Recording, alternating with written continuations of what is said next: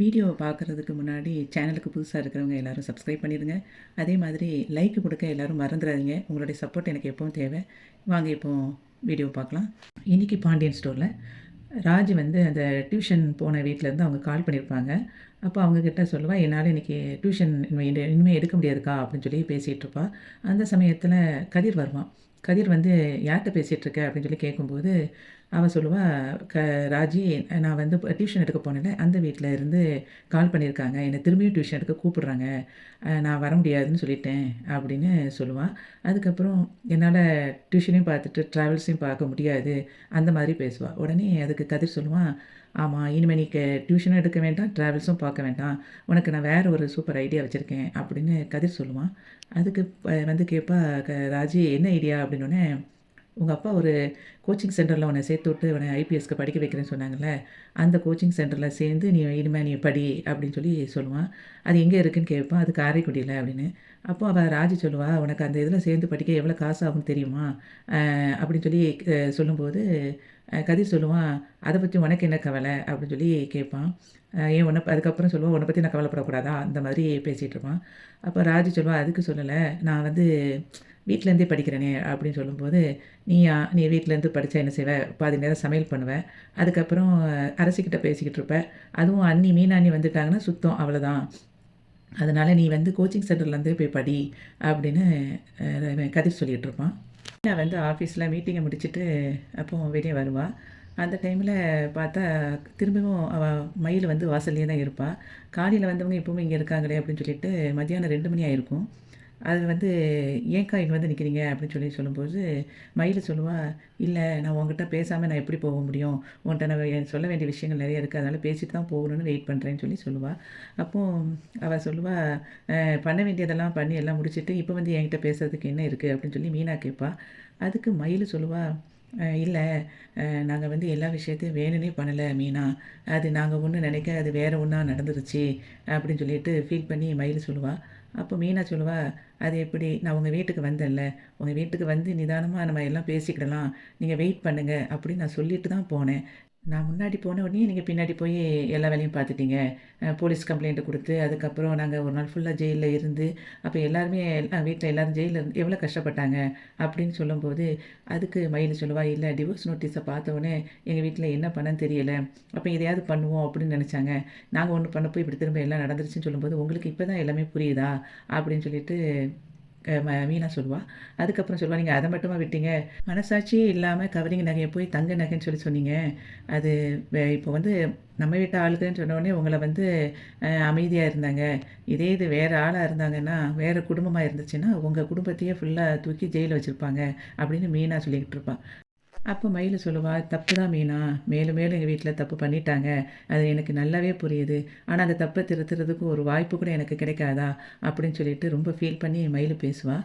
அப்போது அதுக்கப்புறம் சொல்லுவாள், அட்வொகேட்டு கூட இப்போது வந்து அவர் ஒரு நம்பிக்கையாக எதுவும் எனக்கு சொல்லலை அப்படின்னு சொல்லும்போது மீனா சொல்லுவா, எப்படி சொல்லுவார், உங்கள் மேலே தான் தப்பு இருக்குதுன்னு அவருக்கே நல்லா தெரியும், உங்கள் தப்பை வந்து நீங்கள் எங்கள் மேலே தப்புன்னு சொன்னாலும் அதை எங்களை ஈஸியாக போயின்னு நிரூபிச்சிட முடியும்னு அவருக்கு புரிஞ்சிருக்கும் அப்படின்னு சொல்லிட்டு மீனா சொல்லுவாள். அந்த சமயம் சொல்லுவா, அப்போ இனிமேல் அப்போ என்னோடய வாழ்க்கை அவ்வளோதான், நான் அம்பிட்டு தானா, நான் காலத்துக்கு எங்கள் வீட்டில் தான் இருக்கணுமா அப்படின்னு சொல்லிட்டு ரொம்ப ஃபீல் பண்ணி பேசுவாள். அப்போ மீனா சொல்லுவாள், இப்போவும் உங்களுடைய லைஃப்பை மட்டும்தான் நீங்கள் யோசிக்கிங்க, எல்லோரும் உங்களால் எவ்வளோ கஷ்டப்பட்டாங்கங்கிறத நீங்கள் யோசிச்சே பார்க்கல பார்த்தீங்களா அப்படின்னு சொல்லும்போது, தப்புன்னு புரியுது மீனா, ஆனால் நாங்கள் பண்ணது பொய் சொல்லிட்டு இந்த வீட்டுக்கு வந்தோம், எல்லாம் தப்பு தான், ஆனால் நான் மற்றபடி எல்லார் மேலேயும் வச்ச பாசம் உண்மையான பாசம் தான், ஓ மேலே, மாமா மேலே, அத்தை மேலே, கதிர் மேலே அப்படின்னு இந்த குடும்பத்து மேலே அத்தனை பேர் மேலேயுமே நான் உண்மையான பாசம் தான் நான் வச்சுருந்தேன், அதில் எந்த பொய்யும் கிடையாது, நான் நம்ம வீட்டில் வந்து நல்லபடியாக சந்தோஷமாக வாழணும், எல்லாரையும் சந்தோஷமாக வச்சுருக்கணும் அப்படிங்கிற ஒரு எண்ணம் மட்டும்தான் என் மனசுக்குள்ளே இருந்ததே ஒழிய, அது நான் வந்து அதில் எந்த பொய்யும் கிடையாது அப்படின்னு அவள் சொல்லுவாள். சொல்லுவேன், நான் சொன்ன ஒரு பொய் எனக்கு காலத்துக்கும் இப்படி ஒரு கஷ்டத்தில் கொண்டு போய் விட்டுட்டு அப்படின்னு சொல்லிட்டு கவலைப்படுவாள். மயில் மீனாட்ட கேட்பா, மீனா, அதாவது என்னால் சாப்பிட முடியலை, தூங்க முடியலை, எதுவுமே என்னால் பண்ண முடியலை, அது நினச்சி நினச்சி எனக்கு ரொம்ப மனசு கஷ்டமாக இருக்குது, இப்போ நான் என்ன தான் பண்ணுறது? நீ கொஞ்சம் எனக்கு நீயாவது எனக்கு எடுத்து சொல்லு அப்படின்னு சொல்லிட்டு மீனாகிட்ட கேட்பா. அதுக்கு மீனா சொல்லுவா, நான் என்ன சொல்கிறது உங்களுக்கு அப்படின்னு சொல்லி கேட்கும்போது, நீ என்ன சொன்னாலும் நான் வந்து அதை நான் அதை செய்கிறேன் அப்படிங்கிற மாதிரி மயில் சொல்லுவா. அதுக்கு என்னால் உங்களுக்கு எதுவுமே சொல்ல முடியாது. அதாவது நீங்கள் வந்து பொறுமையாக இருங்க, உங்கள் லைஃபு சீக்கிரம் சரியாயிரும் அப்படின்னு சொல்லிட்டு நீங்கள் சரவண மாமா கூட சேர்ந்து வாழ்ந்துருவீங்க அப்படின்னு என்னால் உறுதியாக எதுவுமே சொல்ல முடியாது அப்படின்னு சொல்லி சொன்ன உடனே அதுக்கு மீனா மயில் சொல்லுவா, அப்போ என்னோடய வாழ்க்கை அவ்வளோதாங்கிறத சொல்லாமல் சொல்கிறியா மீனான்னு சொல்லி கேட்பா.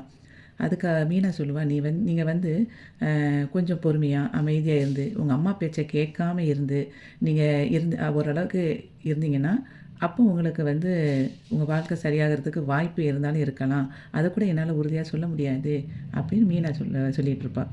அப்போது அழுதுகிட்டே வந்து மயில் சொல்லுவா, சரி இப்போ அவங்க எப்படி இருக்காங்க அப்படின்னு சொல்லி கேட்பா சரவணனை. அப்போ அவங்க நல்லா இருக்காங்க அப்படின்னு மீனா சொல்லுவா. அதுக்கப்புறம் சொல்லுவா, என்ன டிவோர்ஸ் பண்ணிவிட்டு அவர் திரும்ப வேறு கல்யாணம் முடிக்கிற ஐடியாவில் இருக்கிறாரா அப்படின்னு மயில் கேட்பா.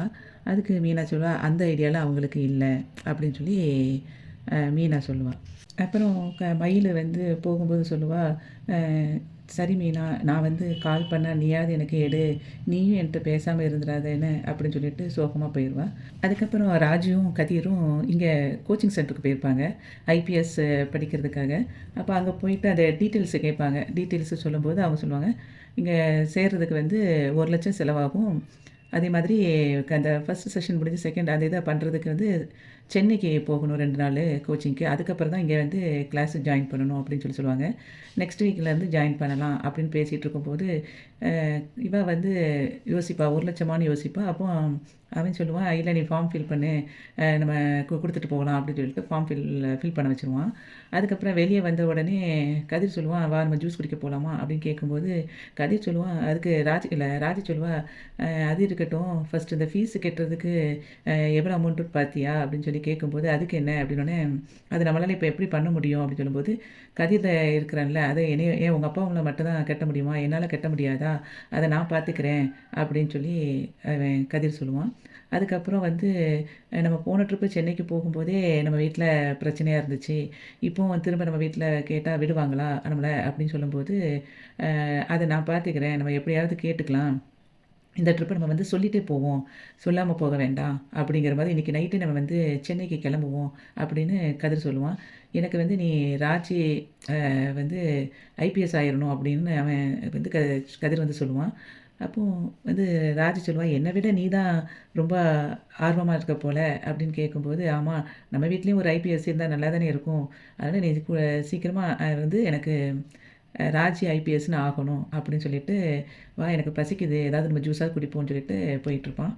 கதிரும் ராஜும் வீட்டுக்கு வந்துடுவாங்க. வீட்டுக்கு வந்த பிறகு கதிர் வந்து சொல்லுவான், ட்ரெஸ் எல்லாம் பேக் பண்ணு அப்படின்னு சொல்லி சொல்லும்போது, அப்பவும் ராஜு சொல்லுவா, எனக்கு நமக்கு வீட்டில் பர்மிஷன் கொடுத்துருவாங்களா, கேட்கவே பயமாக இருக்குது அப்படின்னு சொல்லி ஃபீல் பண்ணுவான். அப்போது அவன் சொல்லுவான், அதுக்கு நான் இருக்கல, நான் பார்த்துக்கிறேன் அப்படின்னு சொல்லிட்டு இருக்கும்போதே அங்கே சரவணனும் பாண்டியனும் வந்துடுவாங்க. வந்த உடனே நேராக அங்கே போய் பக்கத்தில் போய் நின்றுட்டு போய் பேசுகிறதுக்காக போவாங்க. அந்த சமயத்தில் அவன் எப்போவுமே வந்து பாண்டியன் வந்து அவனுடைய அந்த பேக்கை வந்து கோமதிகிட்ட தான் கொடுப்பான். இந்த ட்ரிப்பு அவன் கோமதி கையை நீட்டுவா. அப்படி நீட்டிகிட்டு இருக்கும்போதே அவன் கோமதிக்கிட்ட கொடுக்காம அரசிக்கிட்ட கொடுத்துருவான். அரசிகிட்ட கொடுத்துட்டு, இந்தாப்பா பேக்கை வாங்கி வை, அப்படி இதை கொண்டு போய் அங்கே வச்சிரு அப்படின்னு சொல்லி கொடுத்துருவான். அப்போ கோமதி ரொம்ப ஃபீல் பண்ணி அப்படியே சோகமாயிடுவான்.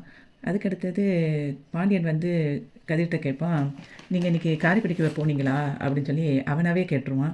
ஆமாம் காரைக்குடிக்கு போனப்பா அப்படின்னா, இல்லை ஒருத்தர் சொன்னார் அப்படின்னு சொல்லும்போது, எதுக்கு போனீங்க அப்படின்னு கேட்கும்போது, அதுக்கு கோமதி பதில் சொல்லுவாள். என்ன சொல்லுவான்னா, நான் வந்து அவங்க 2 பேரும் ராஜி வந்து கோச்சிங் சென்டருக்காக படிக்க போகிறதுக்காக கேட்க போயிருக்காங்க அப்படின்னு சொல்லி சொல்லிடுவா.